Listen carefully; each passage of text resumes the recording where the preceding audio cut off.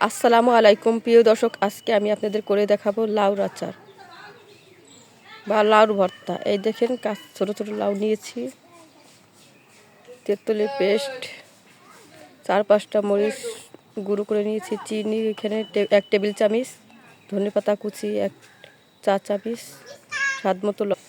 এখন লাউগুলো আমি ভালো করে ধুয়ে কেটে নিব। দেখেন লাউটা আমার কোচানো হয়ে গেছে। এখন মাখানোর পালা। আমার মাখানোর পালা। আমি এই ভর্তাটা মাখাবো বা আচার, যেটাই বলেন না কেন, অনেক সুস্বাদু খাবার এটা। বাসা অবশ্যই ট্রাই করবেন, এটা অনেক সুস্বাদু খাবার। না খেলে বুঝবেন না, না খেলে পস্তাবেন।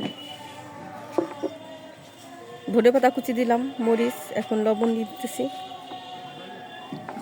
চিনি দিব।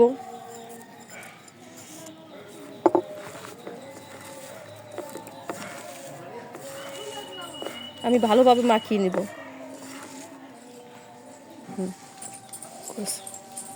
ভালোভাবে চটকানো আমার হয়ে গেছে। এখন আমি তেঁতুলের পেস্টটা দিয়ে দিব।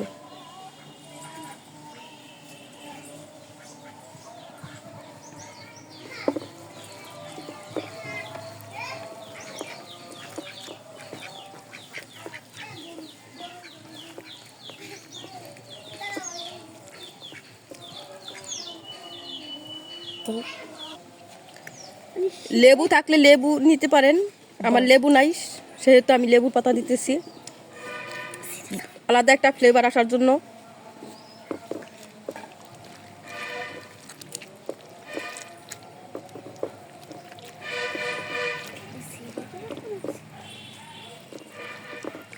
অনেক সুন্দর একটা ফ্লেভার আসছে। না খেলে অবশ্যই খাবেন, না খেলে অনেক অনেক পস্তাতে হবে। আর এখন দুপুর টাইম, এখন তো গরম পড়ে গেছে, হালকা হালকা শীত আছে রাত্রে। এখন এগুলো খেলে অনেক স্বাদ লাগবে, মনে হয় মধু খাইতেছি, তার চেয়েও স্বাদ। তো কথার কথা বলে মানুষ মধু। মনে করেন মহিলারা রান্না করছে গরমের ভিতর, রান্না করার পর যদি এটা খায়, বা পুরুষরা কাজ থেকে আসছে বাসার বাহির থেকে, এখন যদি এটা খেতে পারে অনেক ভালো লাগবে। রোদের থেকে আসলে টক জিনিস খাইতে কার না ভালো লাগে বলেন? আমার তো খুবই ভালো লাগে। দেখেন দর্শক শ্রোতা, কি লোভনীয় লাগতেছে, দেখেন কি লোভনীয় লাগতেছে, অনেক সুস্বাদু। আমার তো জিভে পানি এসে পড়েছে। আমি তো অবশ্যই খাবো, আপনারাও বাসায় ট্রাই করবেন, আমার বাচ্চারাও খাবে। এ দেখেন কয়েকজন দাঁড়াইছে খাওয়ার জন্য, ছোট ছোট বাচ্চারা।